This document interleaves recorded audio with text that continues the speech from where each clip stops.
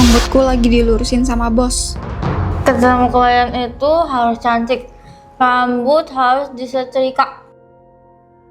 Saya kan masih magang. Kok harus ngadepin klien sih? Kamu gak lihat wajah saya kayak gimana? Saya mendadak bel palsi. Permisi. Klien datang, kamu nyamar jadi bos.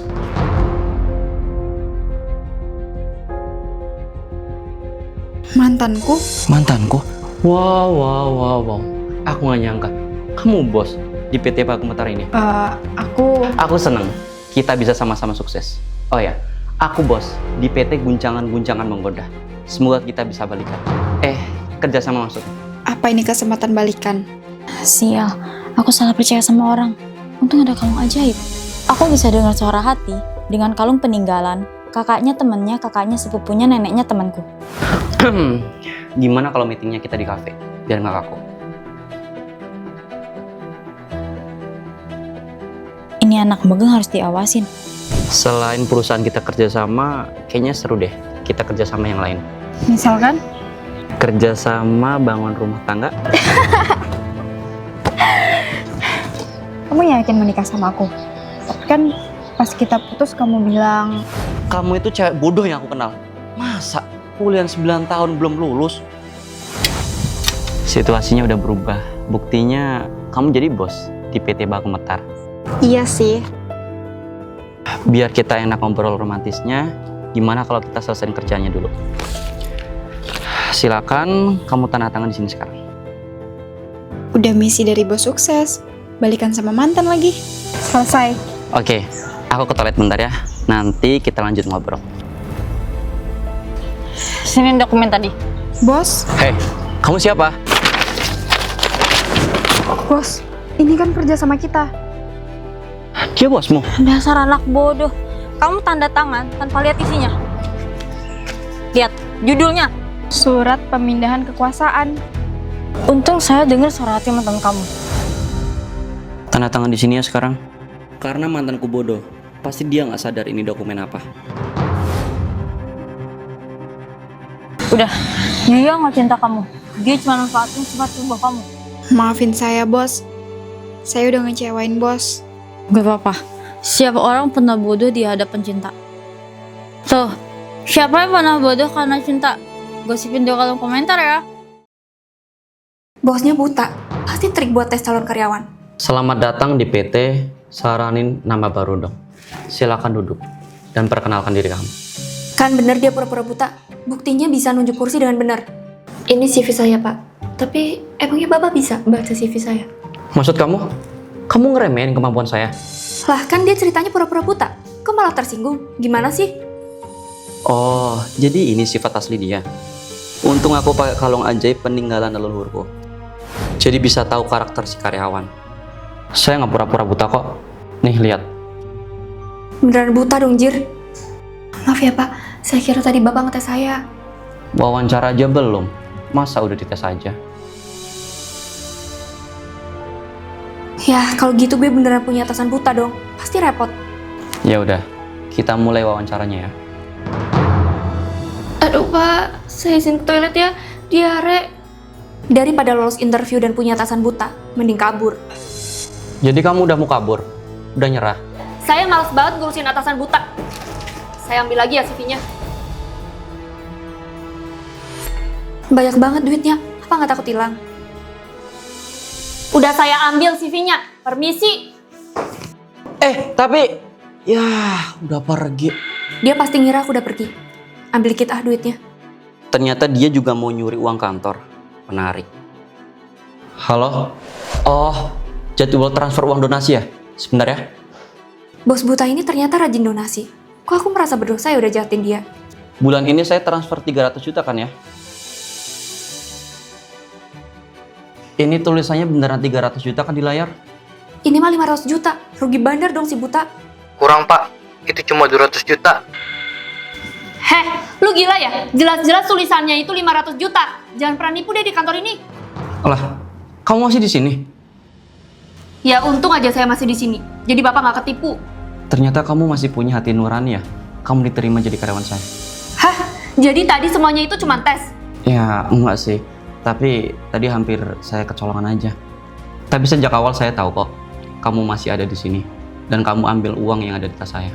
Kalau Bapak tahu saya punya niat jahat, kenapa Bapak masih mau memperkerjakan saya? Karena saya butuh kamu. Kamu mau nggak kerja jadi sekretaris saya sekaligus bodyguard?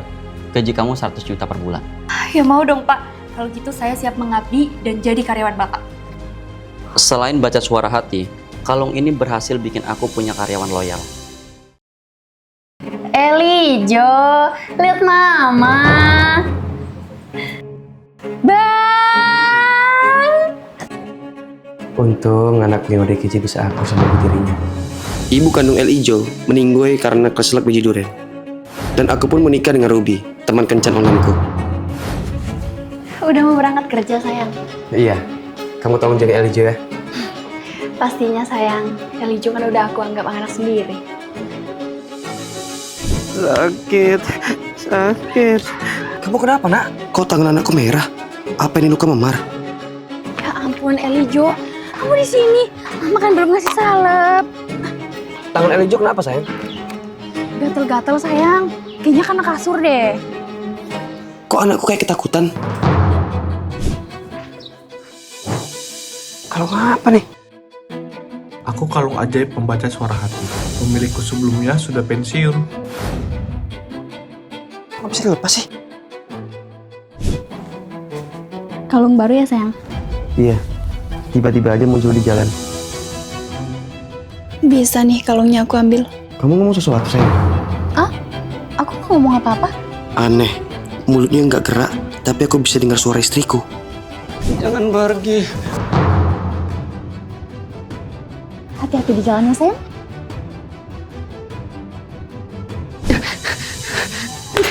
Berani ya kamu lapor papa kamu? Mama hajar kamu. Jadi selama ini kamu kasar kan aku? Tunggu sayang, aku bisa jelasin. Gak ada yang perlu dijelasin. Aku tahu, kamu nikah cuma ngincer hartaku aja kan? Bentar lagi harta Mas Topan akan aku kuras sampai habis. Aku juga tahu kamu ngambil uang di lemariku tiap malam. Sekarang pergi, dan jangan muncul lagi. Guys, boleh gabung? Iya, ada Abi. Anti banget sama cowok modal visual. Kenapa sih semua cewek di sama aku? Aku pinjam pulpen kamu ya? Ya, udah kepegang. Buat kamu aja deh. Aku alergi sama cowok ganteng. Padahal aku dibilang ganteng, tapi aku sakit hati ya. Sorry, sini aku bantu. Gak usah, biar aku aja. Gak apa-apa, aku terus mau bantu kok. Aku yang nggak mau. Soalnya aku alergi sama cowok ganteng. Biasanya kalau nggak brown check, ya boti. Apa sih yang salah dari muka gantengku? Kok ada kalungnya di nasiku? Aku adalah kalung ajaib pembaca hati, warisan dari Raya Mahera. Kalung ajaib pembaca hati. Mulai sekarang, aku gak bakal penasaran lagi kenapa mereka alergi sama aku. Halo guys, minta pendapatnya dong. Kalung baru aku keren gak? Ih, alay. Cowok pakai kalung segala. Keren sih. Jadi kelihatan modis dia. Jadi makin naksir. Ruby, kamu... Ternyata lu boti ya, pakai kalung kayak gitu. Makin geli deh. Unik banget kalungnya. Style aku banget. Makin ganteng aja sih Abi. Wah, guys, kalian ternyata... Berisik banget sih. Aku jadi gak konsen ngerjain laporan kita. Kamu aja lah yang ngerjain sama dia. Ogah, ini nggak mau aja sama dia. Aku mah geli. Lara kenapa deh? Padahal aku berusaha bikin dia deket sama Abi. Biar nggak denial terus. Jadi, Ruby kamu tahu? Ruby apaan sih? Padahal dia yang suka sama Abi. Harusnya dia manfaatin waktu berdua sama Abi dong.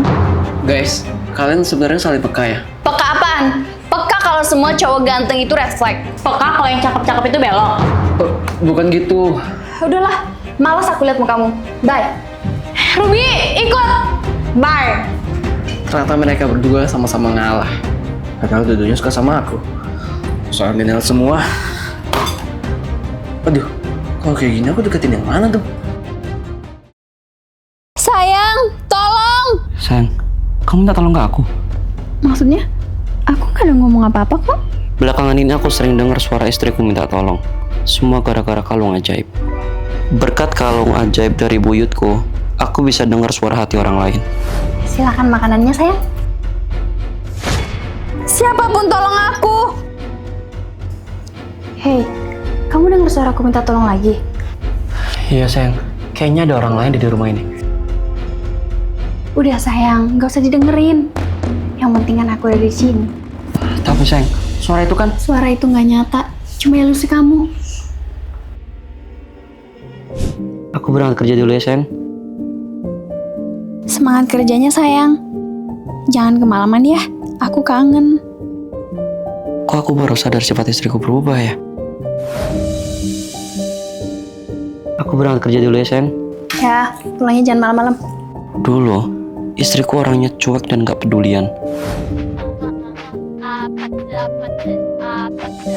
Oh sayang, kamu gak masak? Mager, kamu beli aja di GrabFood. Bahkan, dia gak pernah mau masak buat aku. Tolong, di sini panas. Di sini panas? Jangan-jangan suara orang tadi di dalam gudang rumahku. Istriku. Kalau kamu di sini, yang di rumah itu siapa? Aku juga nggak tahu sayang.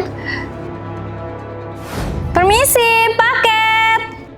Waktu aku buka pintu, ternyata ada tukang paket yang wajahnya serem. Aku pingsan dan pas bangun aku udah ada di gudang. Gak akan kubiarin kalian kabur.